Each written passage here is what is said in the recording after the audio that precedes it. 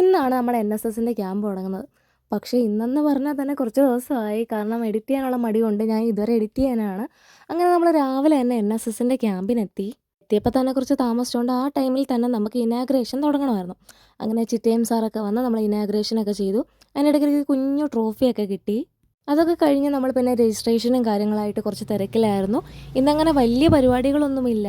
അങ്ങനെ രാവിലെ തന്നെ നമുക്ക് രാഗം മേഡത്തിൻ്റെ ഒരു ഡാൻസിൻ്റെ ഒരു സെക്ഷനായിരുന്നു.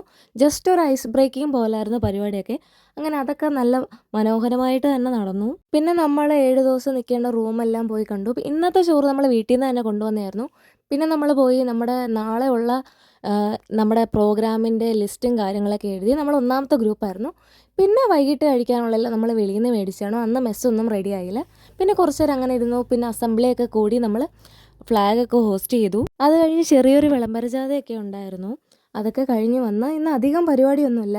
പിന്നെ ഇന്ന് 2ാമത്തെ ഗ്രൂപ്പിൻ്റെ കൾച്ചറൽ ഡേ ആയിരുന്നു. അവർ നല്ല രീതിയിൽ ഡാൻസൊക്കെ കളിച്ചു. അതൊക്കെ കഴിഞ്ഞ് ഞങ്ങളുടെ ചെറിയ കലാപരിപാടിയൊക്കെ കഴിഞ്ഞ് അന്നത്തെ ദിവസം അങ്ങനെ കഴിഞ്ഞു പോയി.